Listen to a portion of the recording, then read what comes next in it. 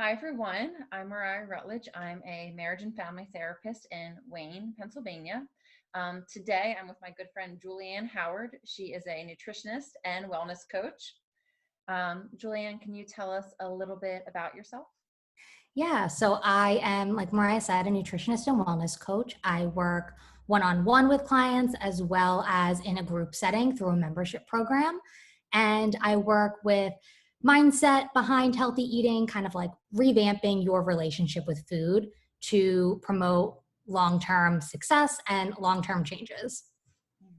Love that. Love that. So, and the reason why we have Julianne joining us today is because we've been getting a lot of questions from particularly our parents about how can we be inserting nutrition, healthy nutrition, and fitness during the social distancing that's happening with the coronavirus.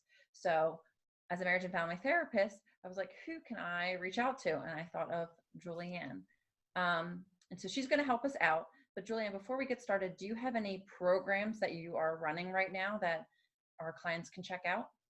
Yeah, so I am accepting applications for new one-on-one clients at this time. And I also have a new 8-week meal guide that just came out that we'll link somewhere in the video.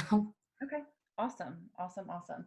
And then they can find you on Instagram and where else? Yes, on Instagram. And then also my website is bestbalancenutrition.com. Awesome, love it. All And about balance.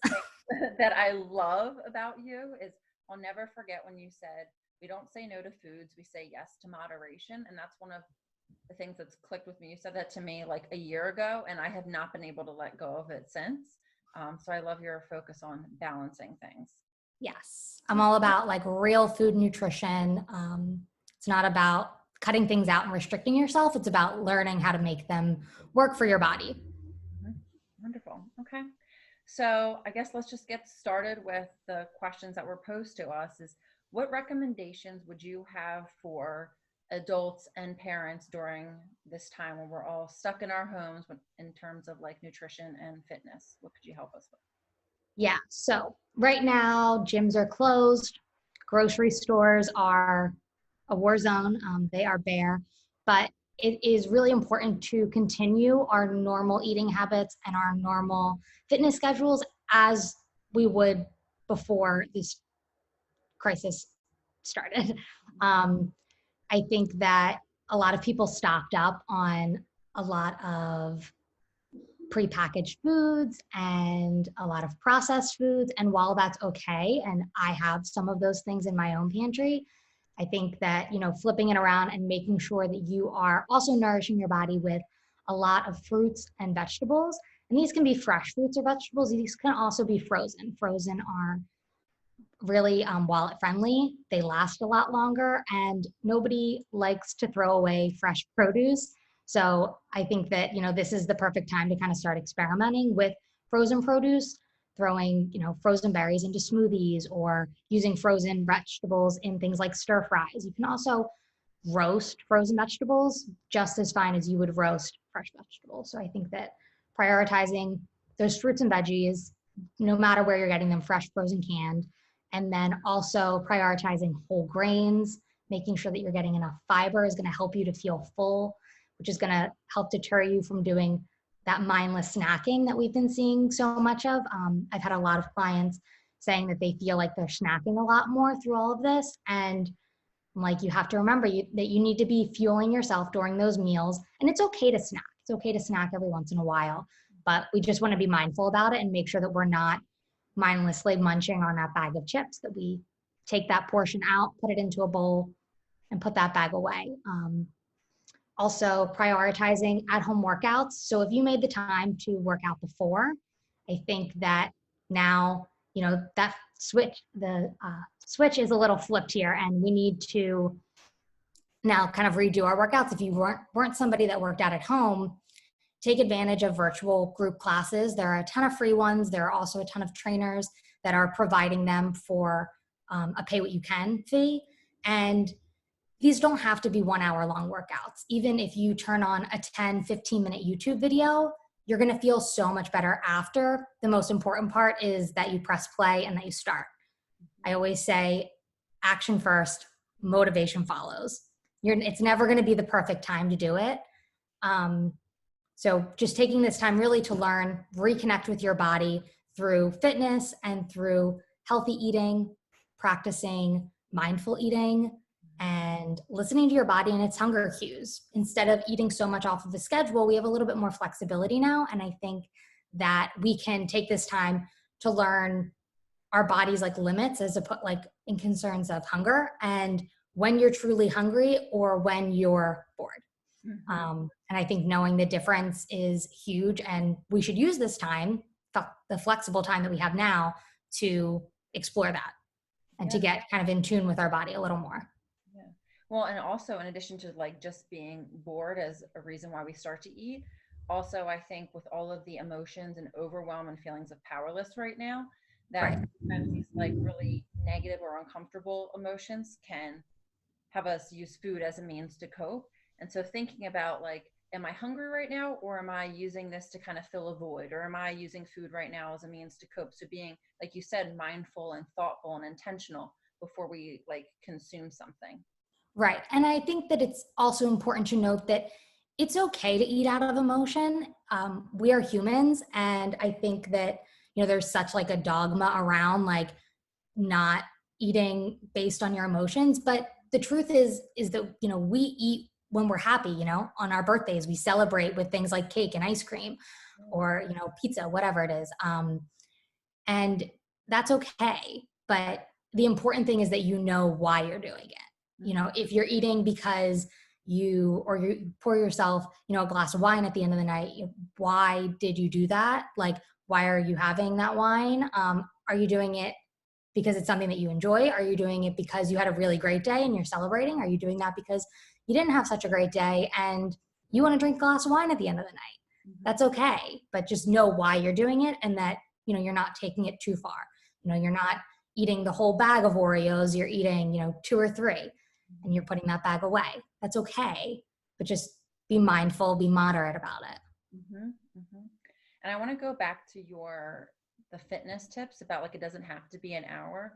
I noticed that one of the things that I've been doing is I've actually been using workouts as like almost like a break. So instead of doing a full hour at once, I'll do like 20 minutes in the morning, 20 minutes in the afternoon, 20 minutes at the end of the day, just to kind of like chunk my day. And it also makes it feel more manageable, because it's harder right now to work from home and be like, oh, I want to work out at home for a whole hour by myself. Woohoo. Into increments has felt really helpful to me. And I feel like that might be actually also helpful to some of the parents out there that are like, I can't take a full hour break. Like, I don't have that. Yeah, absolutely. We have been trying to do the same thing as well. Like throughout the day, we'll even like throw in like, oh, like let's like get down and do like a minute plank, like just randomly throughout the day. Do that a couple times throughout the day. Like your core is going to be feeling it the next morning. And it's, it can be, 10, 15, 20 minutes, like you said. It can be a minute or two here or there, drop down and do 10 push-ups. There was that push-up challenge going on Instagram for so long. And I thought that was great. And I've seen people like kind of revamp that and do different things the last couple of weeks as well. So take advantage of those little challenges, get down, do a minute plank when you have a few minutes, after a client or after a call. It breaks up your day and it releases endorphins. So it's going to make you feel good. It's going to put you into a positive headspace, and you're going to be more likely to eat better when you're moving your body. We know those two go hand in hand so much. So I think that prioritizing that, and get your kids involved. If you're at home with your kids and you don't know what to do with them, turn on a workout video and have them do it. It is a treat for you as well to watch them follow along, and get the whole family involved. Yeah, it's great for like quality time. It can make it be kind of silly. Kids, I feel like they don't see working out as like this negative thing. Like they just see it as like this release of a burst of energy. And I know, and we need to look at it like that too.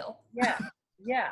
Not punishment. It is something that we should be doing to make ourselves feel good. Yep. And to give back to ourselves in some way. And a lot of my parents and my younger kids have been saying like, I am not sleeping well, Miriah. And because they're so used to having their sports, like a sport 5 days a week minimum, or being able to be outside with their friends after school or on the weekends, and not getting all this like energy out, this would be a great way to, by working out together so that everyone's getting their energy out, also building their energy up throughout the day, but then getting it out so then they sleep better at nighttime. Right. And, prioritizing that, especially that sleep, trying to keep that routine is really important. And I think that, it's so easy to just kind of like, just push it all aside and like throw it all out the window right now because the world is so crazy and everything is so uncertain. But for things like nutrition, fitness, and sleep, we need to try to keep the consistency as much as we can because that's what's going to keep you feeling in control.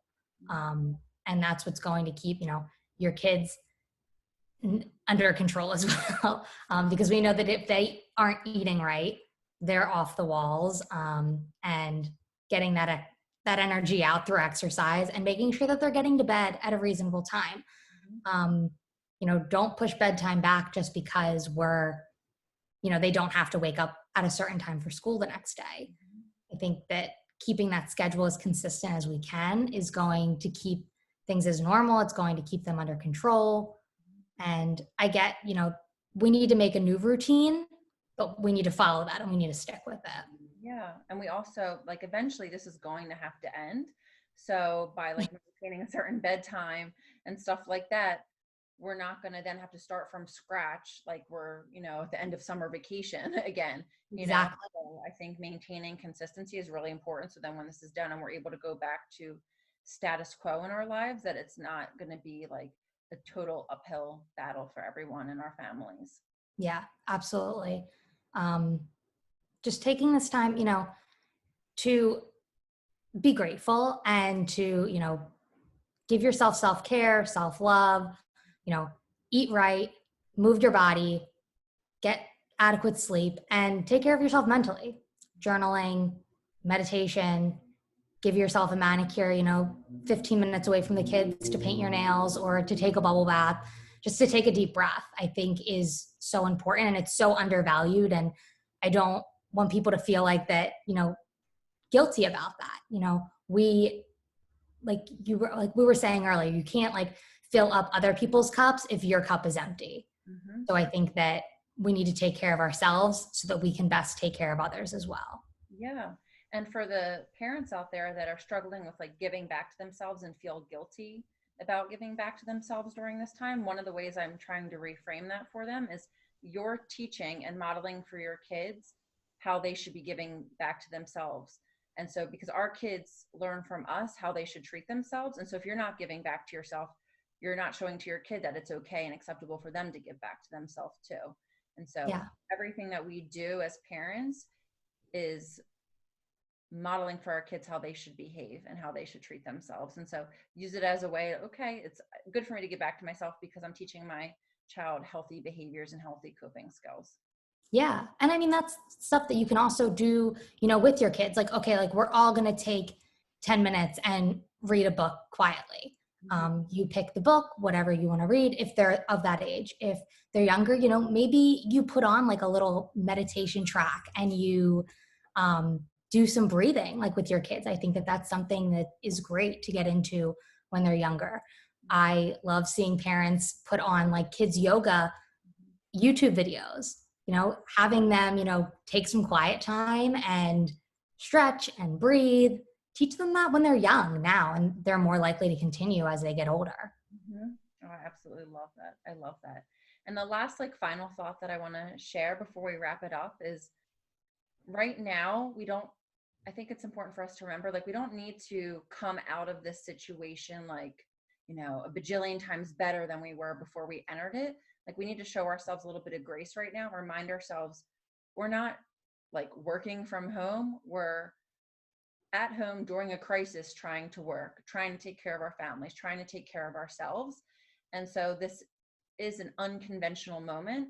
And so giving ourselves a little bit of grace and a little bit of leeway, I think would be really important for our mindset. So we're not so hard on ourselves as we're going through this together. Absolutely. I think taking the mathematics out of nutrition and these dogmas and these rules that we make, we need to be realistic with ourselves and we need to, prioritize what we're putting into and out of our bodies is going to help you feel your best. But also taking that time for yourself and realizing that, like you said, we're in the middle of a crisis and we need to, you know, be grateful for what we have right now and just continue doing our best every day, because that's all that we can do and that's all that we can control right now. Right. Yeah. Well, thank you so much, Julianne, for sharing some of your tips and tricks with us. Again, you can find Julianne on Instagram, on Facebook, and through her website, and she is taking on new clients. So if anybody has any interest or would like to hear more about what she says, please don't hesitate to reach out. And thank you so much, and we will see you soon.